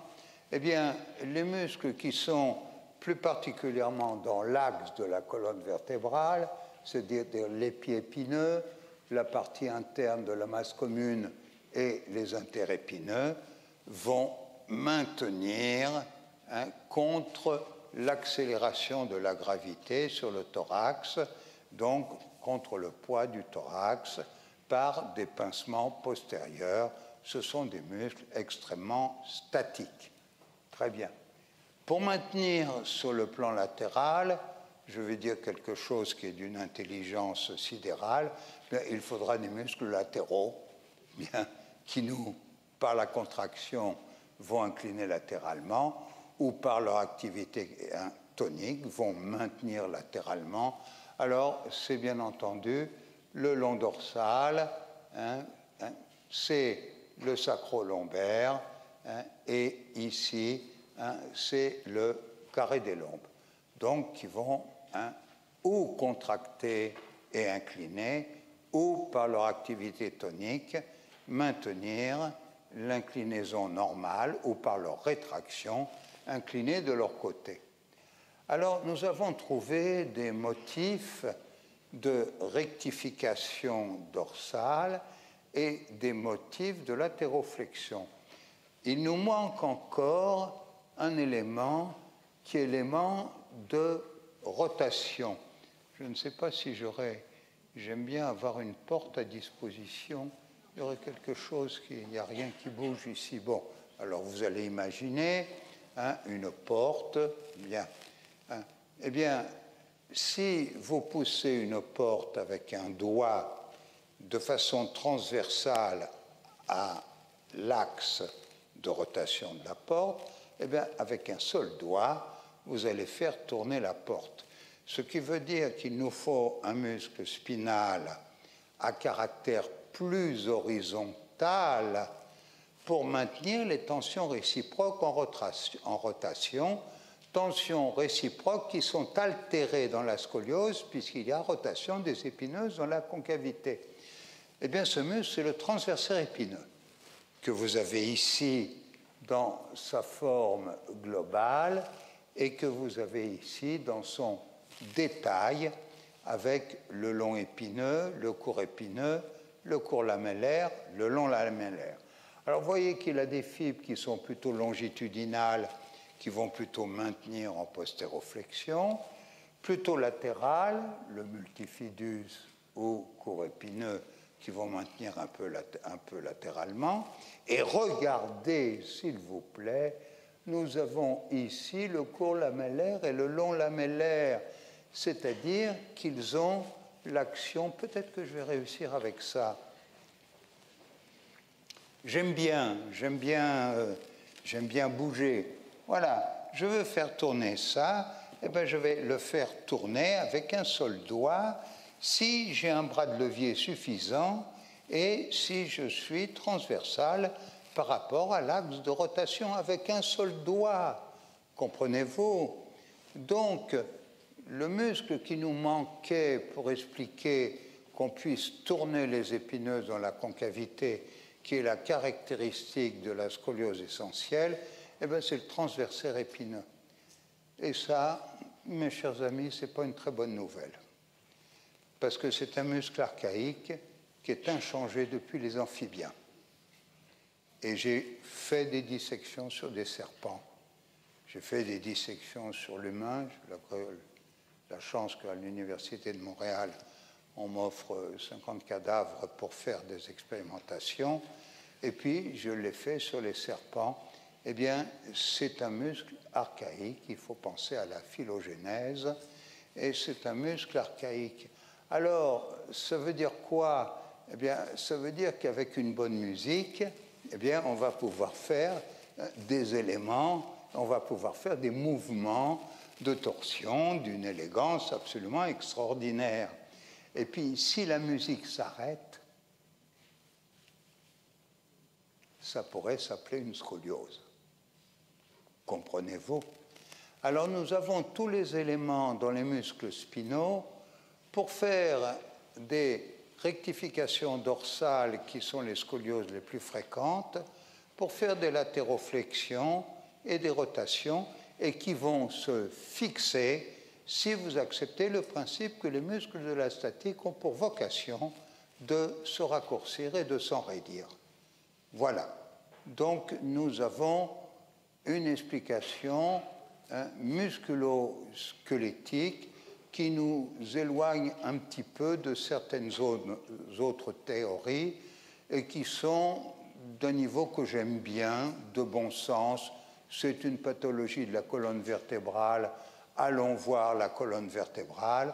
Qui est responsable de la colonne vertébrale? Les muscles de la colonne vertébrale.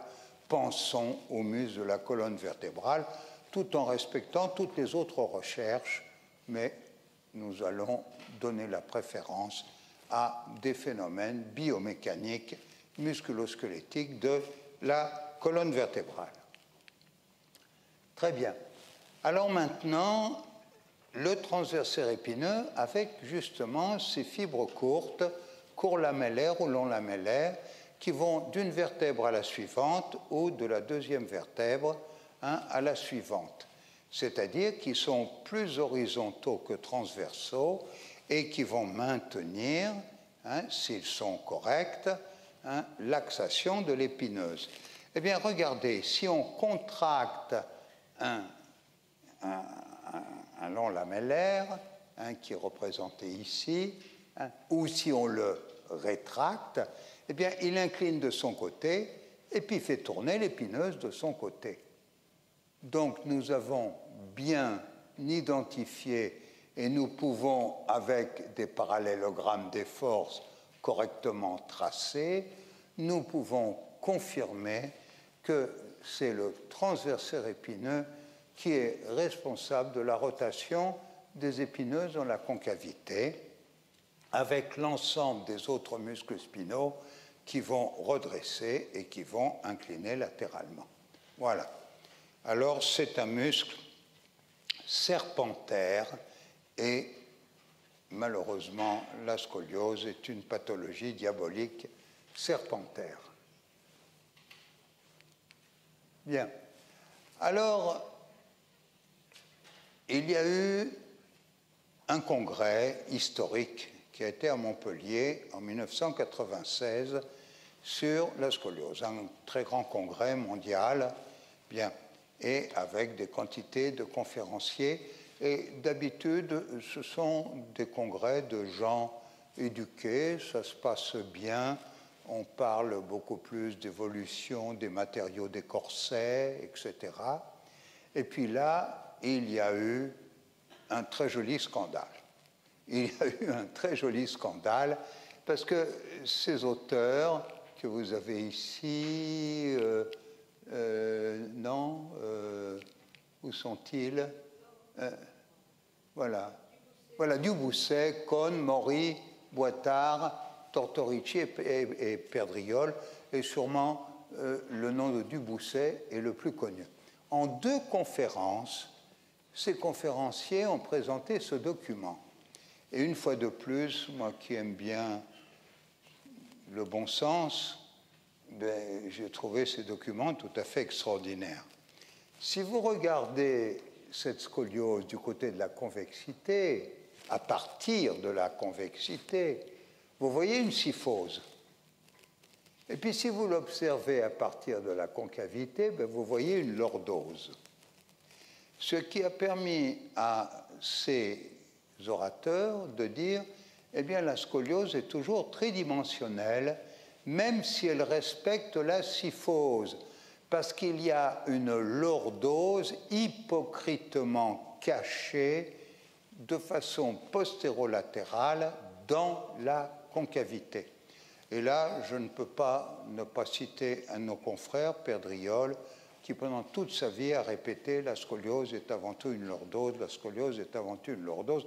Il n'a jamais pu le prouver. Il a reçu beaucoup de tomates parce qu'il ne l'a pas prouvé, mais il a toujours insisté en disant c'est une lordose. Alors, que ce soit une lordose, comprenez-vous, lorsque nous avons une rectification dorsale, c'est évident, et puisque les spinaux sont lordosants, c'est évident. Mais que ce soit une lordose dans ce cas-là, ça heurte. Ça heurte, parce que ça, pour tout le monde, c'est une syphose. Eh bien, en réalité, même en respectant la syphose qui est due aux éléments rétractiles antérieurs, eh bien, on peut faire une latéroflexion, parce que ce n'est pas dans le plan postérieur, et on peut faire une rotation, parce que ce n'est pas dans le plan postérieur. La conclusion de ceci, je crois que c'est la prochaine projection, je vais voir. La conclusion, non, c'était avant. La conclusion de ceci, c'est qu'ils ont dit, encore avant, ils ont dit que la scoliose était toujours 3D. C'est la façon moderne de parler, était toujours tridimensionnelle, même si elle respecte la syphose. Voilà. Donc ça a remué, ça a beaucoup remué, et depuis cette époque, et depuis le livre de Di Meglio, qui est la Bible, la scoliose idiopathique, essentielle, eh bien, c'est tridimensionnel, et il a écrit, eh bien, si quelqu'un peut expliquer comment ça fonctionne, eh bien, on aura la clé de la scoliose en RPG avec les notions de rétraction musculaire asymétrique des muscles de la statique. Eh bien, nous sommes à disposition pour donner l'explication, parce que si nous ne pouvons pas lordoser dans un plan antéro-postérieur, eh bien, nous pouvons latérofléchir et tourner les épineuses, et ça va donc faire à ce moment-là une scoliose dans la concavité, même en respectant la syphose dorsale. Alors, il y a un test qui, je suis agaçant, a dit Jean-Claude Bernard, alors je vais continuer. Et il y a un test qui m'amuse beaucoup. Et il n'y a pas un orthopédiste, un chirurgien, un médecin, un physiothérapeute qui nie la validité du test d'Adams. C'est-à-dire que si on se penche en avant, eh bien, on voit s'aggraver la gibbosité. Alors, ça m'amuse beaucoup parce que toute la logique de ce que je viens de vous expliquer tient dans le test d'Adams. Dans le test d'Adams, est-ce qu'on modifie la cunéiformisation des vertèbres? Non. Est-ce qu'on modifie la migration du nucléus? Non. Qu'est-ce qu'on fait? On tire sur les spinaux, puisque les spinaux sont postéro-fléchisseurs. S'ils sont plus rétractés dans la concavité, ils ne vont pas accepter la syphose et donc ils vont tordre plus, c'est-à-dire qu'ils vont manifester leur rétraction en torsion. Le paradoxe du test d'Adams, c'est qu'en réalité, ça conforte les théories de RPG et il a toujours existé, je crois, le test d'Adams. Je ne sais pas à quelle époque a vécu M. Adams, mais tout le monde est d'accord avec le test d'Adams. Si nous ne pouvons pas syphoser, eh bien, nous allons scolioser, du verbe je scoliose, tu scolioses, il scoliose. Voilà. Nous allons aggraver la torsion. Donc, nous retombons sur le fait qu'il y a une lordose ou qui se voit ou qui est hypocritement cachée dans la concavité. C'est tridimensionnel. La scoliose est tridimensionnelle. L'Académie a raison. Seulement à moitié. Parce qu'en réalité, il y a une chose qui a été oubliée, c'est la composante de tassement. Si vous avez quelqu'un qui a une lombalgie, et nous sommes bien placés ici pour pouvoir en parler, parce que nous avons des spécialistes de ça, et qui a un excès de poids, eh bien, bien entendu, il y aura un conseil de dire vous avez vraiment trop de poids qui arrive sur ce 5e disque intervertébral lombaire, et il faudra faire attention à perdre un peu de poids parce que vous êtes en compression. Bon, très bien. Mais si on a une rétraction musculaire, c'est exactement la même chose. Nous sommes en érection à partir de points fixes inférieurs, et c'est quand même un paradoxe qui ne peut fonctionner que par un système de levier interappui. Comprenez-vous? Je tire vers le bas, comment ça peut se transformer en force antigravitaire?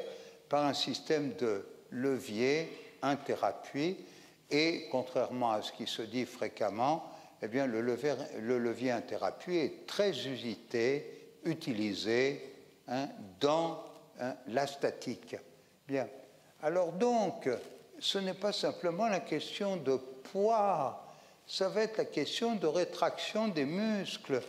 Plus les muscles sont rétractés, comme ils sont longitudinaux, plus on va augmenter la composante de tassement qui va s'exercer sur le disque intervertébral et même finir par s'exercer sur la vertèbre, comme on l'a vu sur les vertèbres cunéiformes. Alors, la conclusion, la voilà. Dans une scoliose, eh bien, nous avons des éléments maintenant qui sortent du cadre simplement musculaire.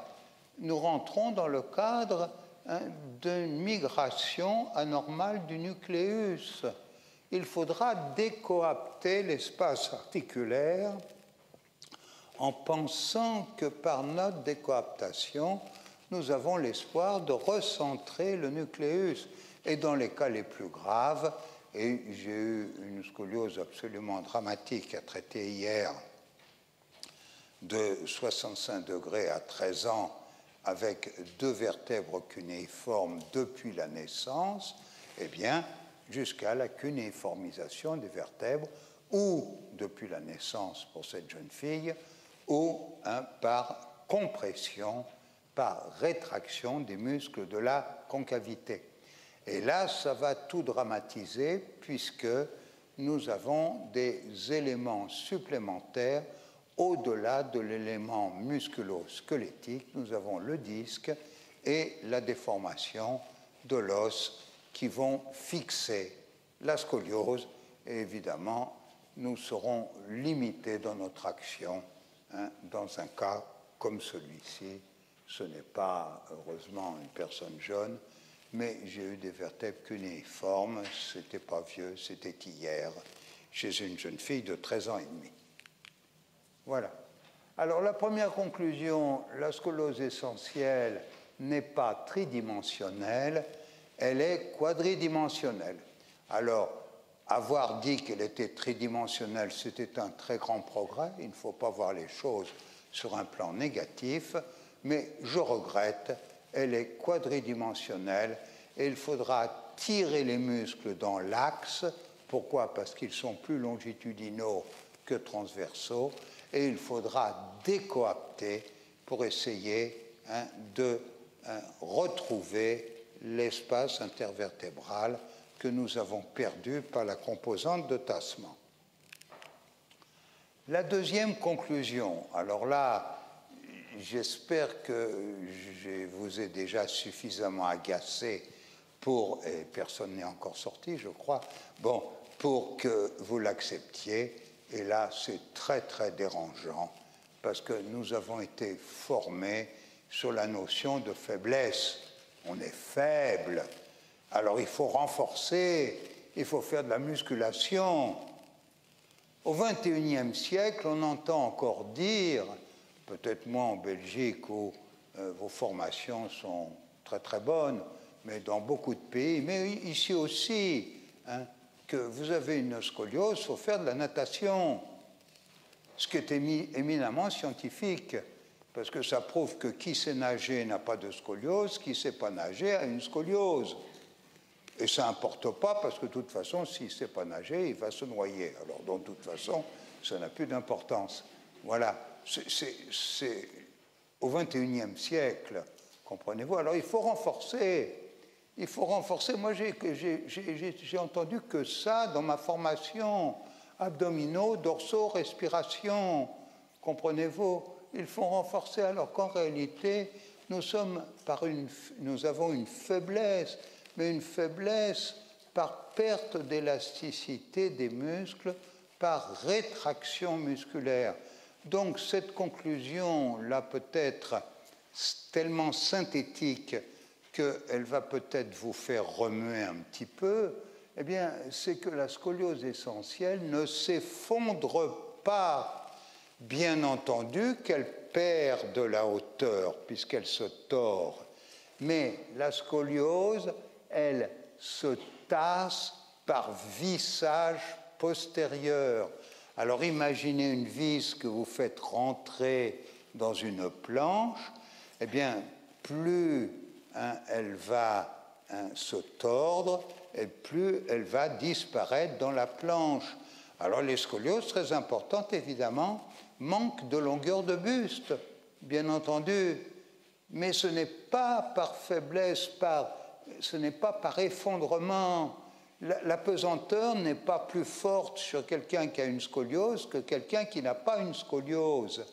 C'est un vissage en extension par rétraction musculaire causée par la rétraction des muscles de la concavité, qui sont ceux qui, par leur contraction, imitaient une scoliose et donc par leur rétraction, vont fixer une scoliose. Voilà. Alors, il y a une autre conclusion, c'est un très très gros risque. La proprioceptivité est à la mode et très souvent on ne sait pas exactement qu'est-ce que ça signifie. Nous avons des récepteurs articulaires qui vont nous renseigner plus particulièrement dans la direction des mouvements. Nous avons des récepteurs proprioceptifs qui sont les fuseaux qui vont nous renseigner sur la vitesse des mouvements. Et puis nous avons des récepteurs proprioceptifs qui sont l'appareil de Golgi qui vont nous renseigner sur les tensions. Bien. Eh bien, ces systèmes-là sont supervisés par l'hégémonie de maintenir l'équilibre par les centres automatiques supérieurs, et on a vu que ça allait même jusqu'au niveau du cortex. Alors, si vous voyez ce jeune garçon, il a un déséquilibre entre l'importance de sa courbure dorsale et l'importance de sa courbure lombaire. Mais il rééquilibre avec une déjection de la tête à gauche. Vous demandez à ce jeune garçon comment il se sent, il va dire « je me sens tout droit ». Ce qui veut dire que nous avons, vous savez que je suis un peu exagéré, j'aime les expressions un peu particulières, nous avons une intoxication corporelle, c'est-à-dire que notre système proprioceptif nous renseigne sur des modifications, mais pas sur un état, parce que sinon nous ne serions jamais renseignés. Comprenez-vous, il n'y a que les personnes parfaites qui seraient renseignées. Et même si nous sommes déformés, nous sommes renseignés. Et si nous pouvons sauvegarder l'équilibre qui est l'hégémonie, demander à ce jeune garçon comment il se sent tout droit. J'ai traité cet après-midi une jeune fille qui avait une scoliose d'une seule courbure au niveau dorsal et qui compensait complètement avec la tête. Question, comment est-ce que vous vous sentez? Je me sens parfaitement en équilibre. Et c'était une scoliose de 35 degrés. Alors, ça, c'est le crime parfait. Parce que comment voulez-vous avoir conscience qu'il faut corriger quelque chose alors que vous vous sentez bien? Et c'est pour ça que très souvent, les scolioses juvéniles et même d'adolescents, la scoliose que j'ai traitée aujourd'hui a été diagnostiquée l'année dernière, alors que c'est une jeune fille de 15 ans. Eh bien, les diagnostics sont faits par le médecin de famille ou le médecin scolaire, parce que les gens ne se sentent pas scoliotiques. Comprenez-vous? Alors ça, c'est un risque d'intégration, si on sauve les hégémonies, au niveau proprioceptif de gravation. Et puis Daniel, qui est ici, rajouterait au niveau interoceptif aussi, et puis un autre collaborateur en RPG au niveau extéroceptif. Eh bien, c'est des systèmes informatifs qui vont informer sur les modifications, mais pas sur les états. Très bien. Alors, la quatrième conclusion, eh bien, quelle que soit l'éthiopathogénie, et bien entendu en respectant tous les chercheurs, ceux qui pensent qu'il y a un gène peut-être neurologique qui va affecter le système neurologique automatique, les plaquettes, la mélatonine, etc. Eh bien, quelle que soit l'éthiopathogénie de la scoliose essentielle, son organisation musculo-squelettique, qui est la symptomatologie, justifie l'usage de la physiothérapie, puisque en physiothérapie, nous sommes spécialistes de l'appareil musculo-squelettique. Voilà. Alors, rassurez-vous, je m'approche de la fin. Alors, les principes de traitement, eh bien, nous allons détordre en délatéroflexion, en détorsion, les courbures, bien, et en s'adaptant à chaque cas. Aujourd'hui, j'avais une scoliose dorso-cervicale et les autres jours, j'avais une scoliose dorso-lombaire avec une jambe courte. En insistant sur l'allongement des muscles de la concavité, puisque ce sont eux qui, par leur contraction, nous permettent de danser ou par leur rétraction, nous fixent en position de scoliose quadridimensionnelle, et puis extension à la globalité en fonction des nécessités des organisations neurofibromusculaires que nous appelons maintenant les systèmes intégrés de coordination neuromusculaire, puisque ça intègre tout depuis les proprioceptifs jusqu'au niveau cortical. Voilà. Alors, un travail actif, ça se fait contre résistance, c'est un principe pratique de la RPG d'exercer un petit peu de résistance contre l'étirement, ce qui permet d'activer l'appareil de Golgi qui va inhiber le muscle que l'on va étirer. Donc ça va permettre de faire des étirements très doux, très progressifs pour traiter ou des enfants ou des vieillards. Ça ne pose pas de problème pour nous puisque c'est le patient lui-même qui va faire une petite contraction de résistance aux étirements et qui reste maître de la situation à chaque instant, ce qui présente en plus, évidemment, l'intérêt de la participation automatique et corticale. Très bien.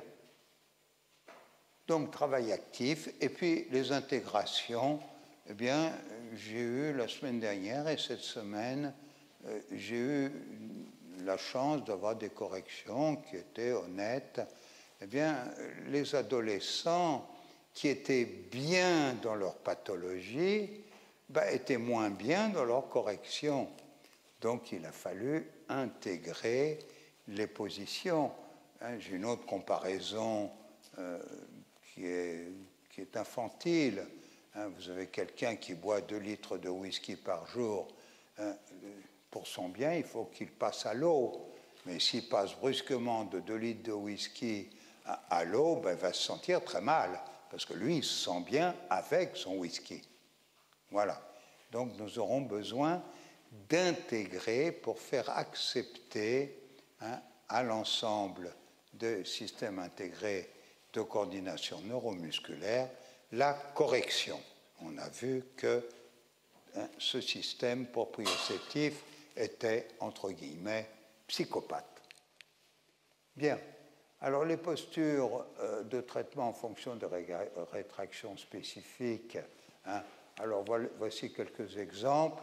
Alors, elles sont tellement connues que j'attire simplement votre attention sur celles-ci qui sont nouvelles, qui sont stroboscopiques. Vous voyez, c'est une ouverture d'angle coxofémoral, et là, c'est une ouverture de bras.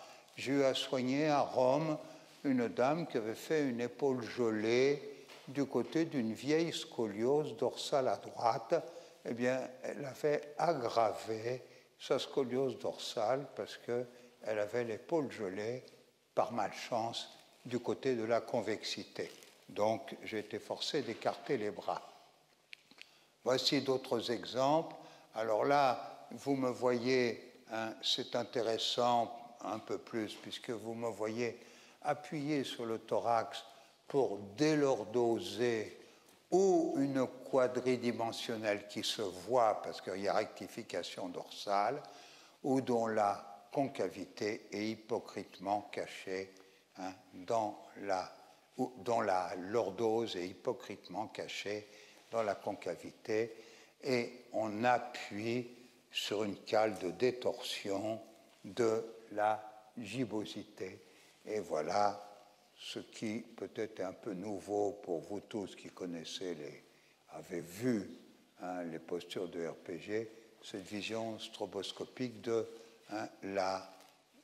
l'évolution qui est un petit peu plus originale, un peu plus moderne.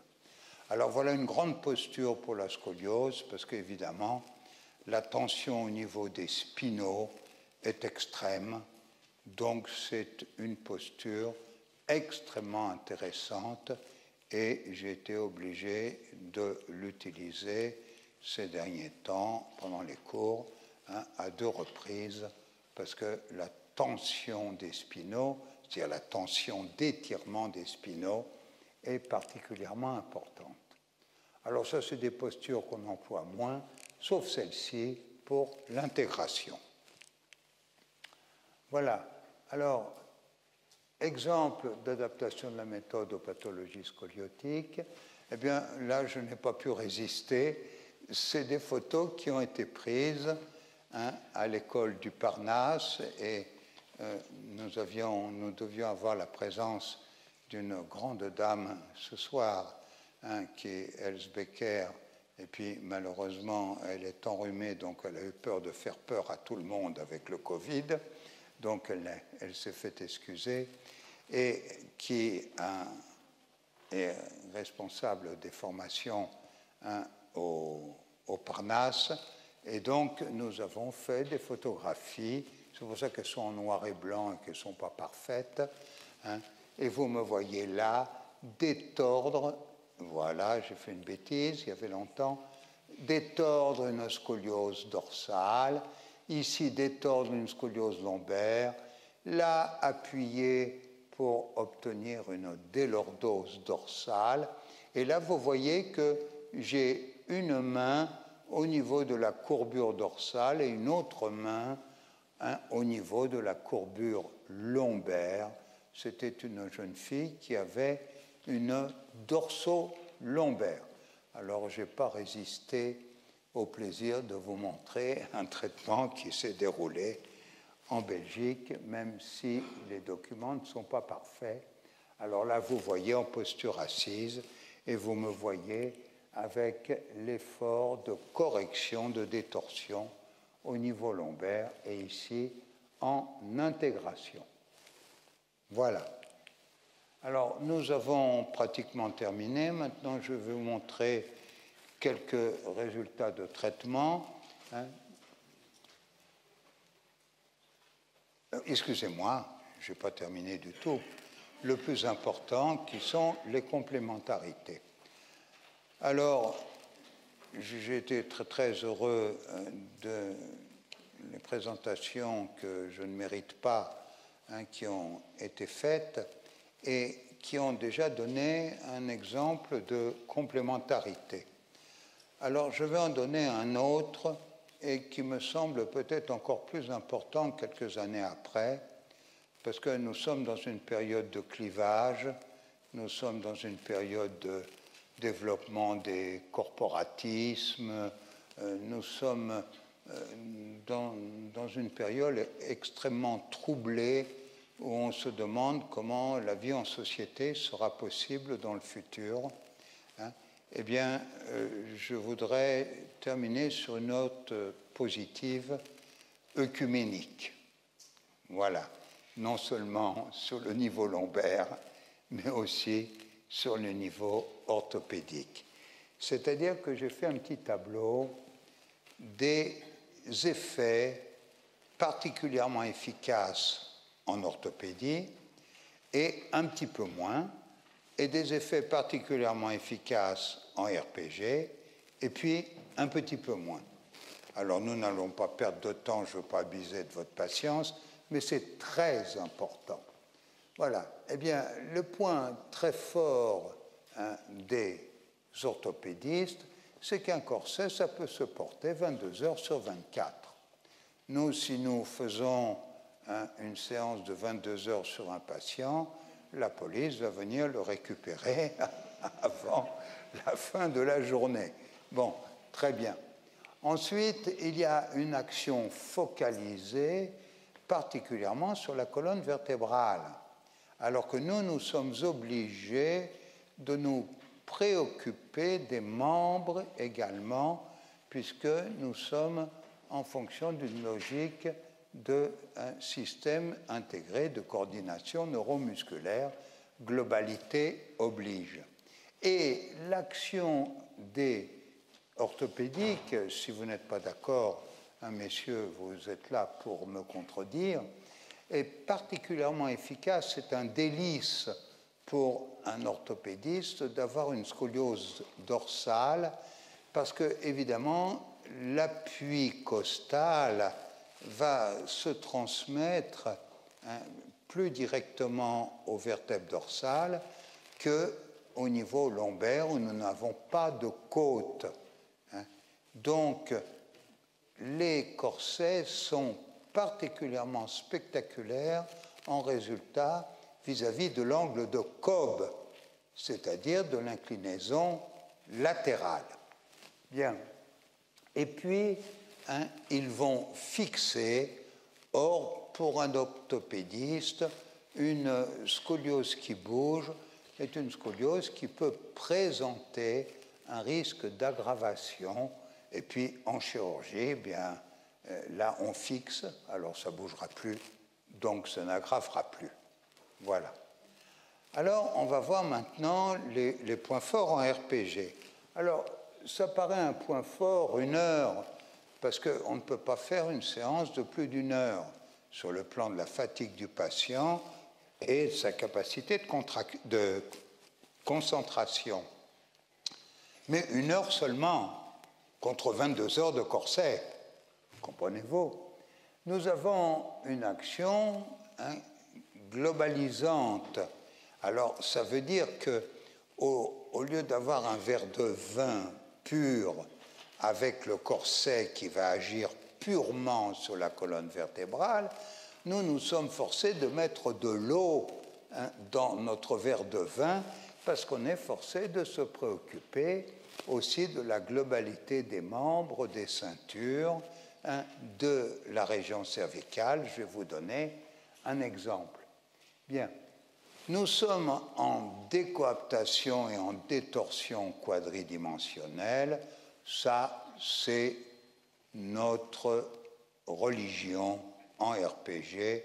Je vous l'ai dit, pour nous, la scoliose est quadridimensionnelle. C'était un grand progrès académique de dire qu'elle était tridimensionnelle, mais ce n'est pas vrai, elle est quadridimensionnelle. Et puis nous faisons un travail actif, donc d'intégration au niveau du schéma corporel du patient, et les résultats fonctionnels et esthétiques sont particulièrement intéressants. Ils sont plus intéressants à la photographie qu'à la radiographie. Alors, vous voyez que les points plus relatifs, là, évidemment, c'est les désagréments du corset, et c'est de plus en plus difficile avec les développements des personnalités fortes de nos adolescents de faire accepter des corsets. Bon, nous avons des compensations, et je vais vous en montrer une, et puis nous n'avons pas la possibilité, en dehors du Milwaukee, il n'y a plus un adolescent qui accepte un Milwaukee maintenant, qui tractionne un petit peu, ben nous n'avons pas cette action de traction, et très souvent les corsets vont lordoser. Et puis c'est un travail passif qui va limiter la fonctionnalité. Eh bien, vous regardez les points forts, ils sont absolument complémentaires des points qui sont un petit peu plus relatifs pour les traitements des corsets. Et puis alors, nos points faibles, eh bien, ils sont absolument en relation avec les points forts des corsets, parce que seulement 1 heure contre 22, s'il le faut, 22, c'est l'orthopédiste qui va décider du temps d'application du corset. Bien, moins de focalisation sur la colonne vertébrale, et là, il n'y a plus de focalisation. Nous avons de l'eau dans notre vin, donc nous avons un peu moins d'efficacité sur la colonne parce que nous n'avons plus d'efficacité globale. Et puis, nous avons moins de focalisation latérale parce que nous sommes en quadridimensionnel au niveau de la colonne. Et puis, nous restituons de la mobilité. Et à la fin, ça avait été très bien identifié, puisque j'ai eu la chance au Congrès de Rome il y a quelques années d'avoir de très grands orthopédistes italiens. Ça avait été très très bien identifié pendant la table ronde. Il restera toujours un petit problème. Les chirurgiens, les orthopédistes, les physiatres, etc., n'aiment pas beaucoup les scolioses qui bougent, car ils pensent qu'elles présentent, à juste titre, un risque d'aggravation. Nous, nous aimons les scolioses fonctionnelles. Voilà, il restera ce point-là, mais on peut en discuter tranquillement devant une bonne bière. Nous sommes absolument complémentaires. Voilà, je voulais délivrer ce message-là, parce que nous sommes vraiment dans une période où quand on trouve des complémentarités, ben, il faut les souligner, puisque nous sommes dans des périodes d'opposition chronique, et on ne sait pas où on va comme ça, mais nous ne sommes pas dans le siècle des Lumières. On a cité Leonardo da Vinci, Reviens, Leonardo, s'il te plaît. Reviens, Mozart, s'il te plaît. Alors, voilà un exemple, et j'ai terminé, hein, rassurez-vous. Voilà un exemple, voyez-vous, d'un corset qui a été très correcteur, même si, à mon avis, là, il aurait peut-être pu appuyer un petit peu plus bas. Eh bien, regardez la différence. Elle est très positive. Seulement, regardez ici. Nous avons une exportation, toujours mes expressions exagérées, une exportation de la scoliose au niveau cervical. Et ça, pour un RPG, c'est du travail quotidien. Donc, l'orthopédiste qui fait un corset de cette qualité avec un RPGiste qui va reprendre la déviation de la nuque, et c'est du travail quotidien, eh bien, tout ceci, c'est du bénéfice à 100% pour nos patients. C'est optimiser les résultats cliniques. Alors, je ne vais pas abuser, mais je vais vous montrer quelques résultats de traitement. Alors, mettons-nous bien d'accord, c'est des résultats de traitement que je reçois de RPGistes un petit peu partout dans le monde. Mettons-nous d'accord, ils ne sont pas masochistes, hein, donc ils m'envoient des traitements qui sont bons. Mettons-nous bien d'accord. Hein. Bon, donc hein, ils ne nous envoient pas les traitements qui leur ont posé des problèmes. Voilà. Alors voilà un premier traitement qui a été suivi pendant pas mal d'années et qui est particulièrement remarquable parce qu'il y a une croissance de 12 cm. C'est-à-dire que la scoliose aurait dû aggraver. Voilà. C'est un traitement italien, Emanuele. Voilà. Pardon, c'est le même, non? Voilà. Alors voilà un traitement brésilien de chez Sonia, un petit peu plus facile puisque c'est une attitude scoliotique. Il n'y a pas de rotation des épineuses dans la concavité. Il y avait seulement à faire une réaxation latérale, mais c'est du bon travail puisque ça a été fait en une séance. Regardez le pli de taille avant et regardez le pli de taille après, sachant que la photographie est toujours plus gratifiante que la radiographie. Bien, alors voilà un traitement en Espagne, je ne sais pas combien de ça, si 20 séances. 20 séances, c'est du bon travail parce que c'était une scoliose déséquilibrée et une scoliose déséquilibrée va se rééquilibrer puisque la finalité, c'est de maintenir l'équilibre. C'est une raison d'aggravation, le déséquilibre. Alors, ça, si vous me répondez, c'est une scoliose qu'on envoie à un confrère qu'on n'aime pas, c'est une mauvaise réponse. Hein. Vous vous débrouillez tout seul avec cette scoliose-là. C'est une scoliose antalgique additionnée. C'est-à-dire qu'il y avait une scoliose et en plus est arrivée une douleur hein, qui a créé un side shift absolument dramatique. C'est un bon traitement. Ça vient d'Argentine, je ne connais pas. C'est pas moi qui l'ai fait. Voilà. Voilà un traitement plus modeste mais correct. Voilà. 18 séances de RPG, c'est honnête. Voilà, un traitement brésilien qui a duré un certain temps. Vous voyez, alors là, c'est un résultat beaucoup plus modeste. Je n'ai pas choisi forcément les meilleurs, comprenez-vous. Je vous ai montré aussi des résultats qui nous ont posé quelques problèmes. Et vous voyez qu'il y a eu à un moment une période où ça passait de l'autre côté. Il y a eu des difficultés dans le traitement.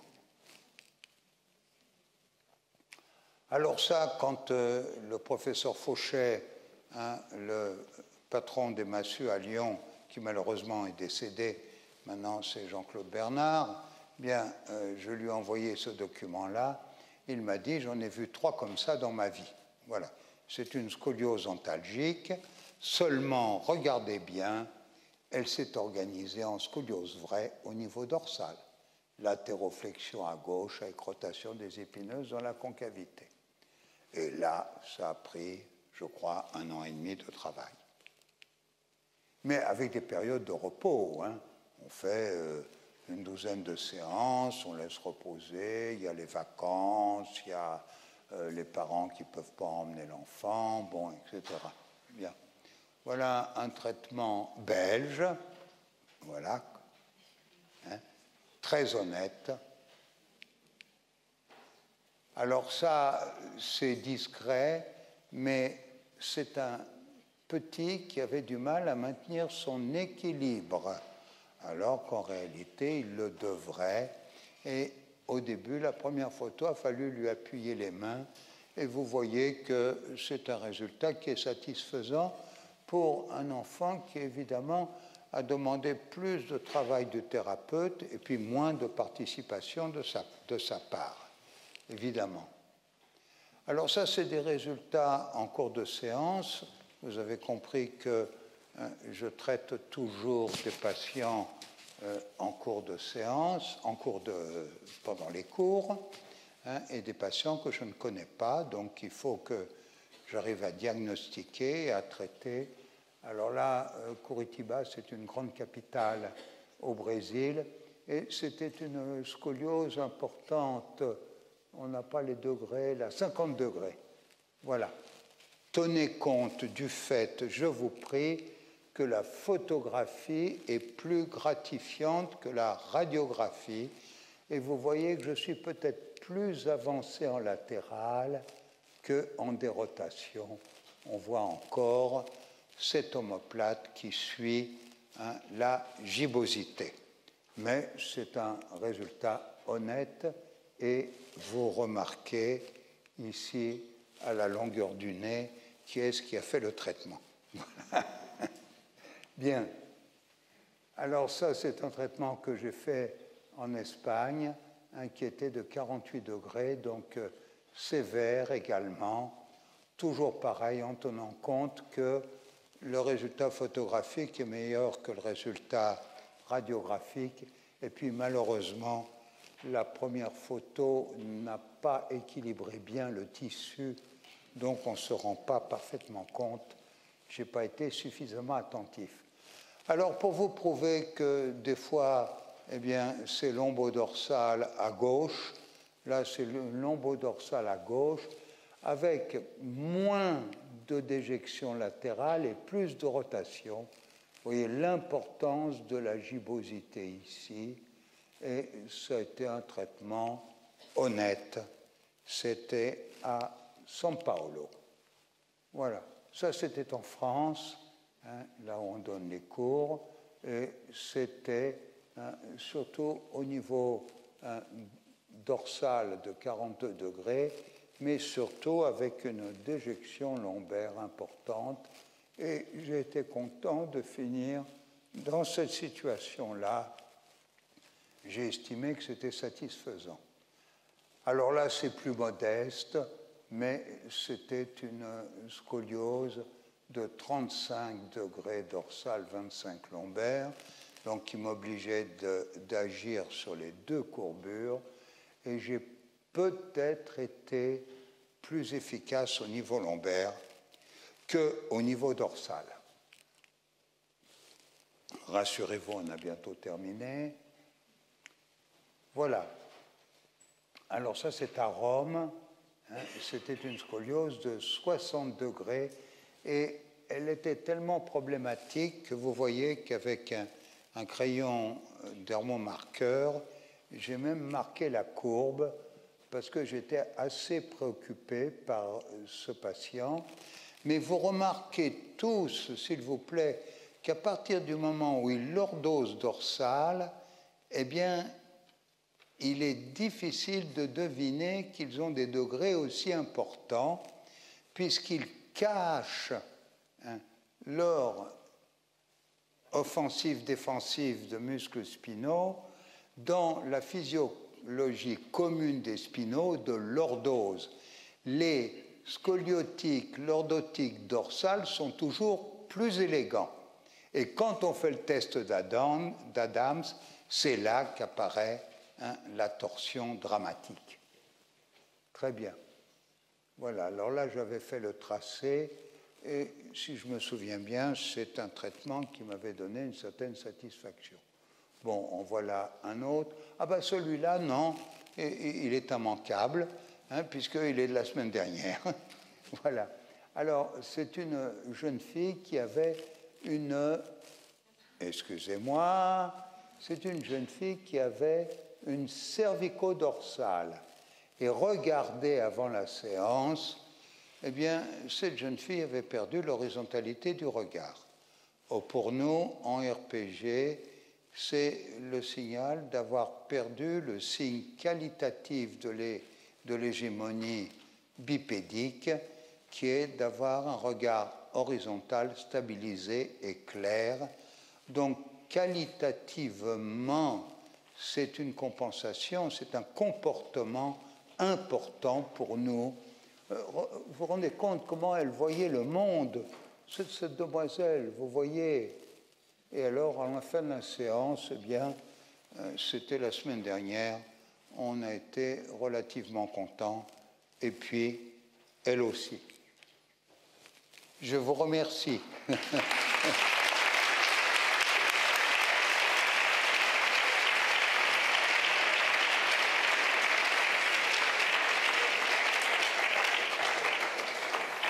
C'est peut-être été un petit peu long, je m'excuse.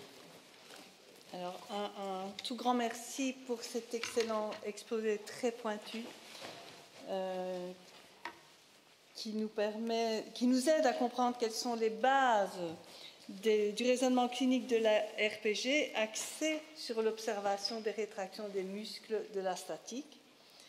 Cet exposé nous apprend quelles sont les règles de base de la RPG, l'individualité de la pathologie, la causalité du traitement qui doit nous guider et la nécessité de la globalité. En effet, qu'y a-t-il de plus global qu'une pathologie comme la scoliose qui met en jeu des compensations à tous les niveaux?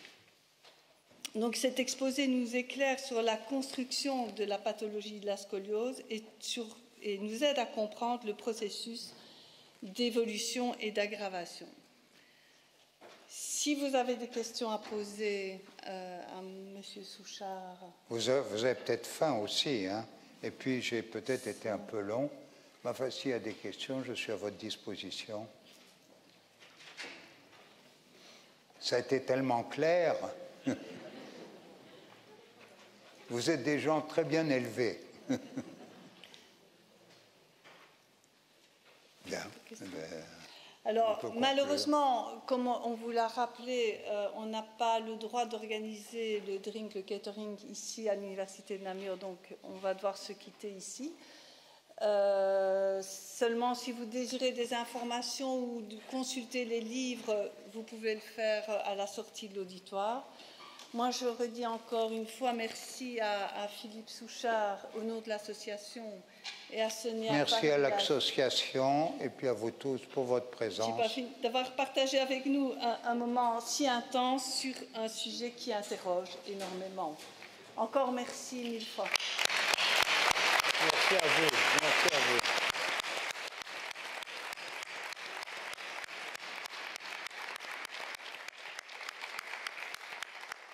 Merci beaucoup à vous, aux médecins qui m'ont ému, et puis à l'organisation qui a fait un travail formidable, et vous qui êtes venus à une période qui est extrêmement difficile.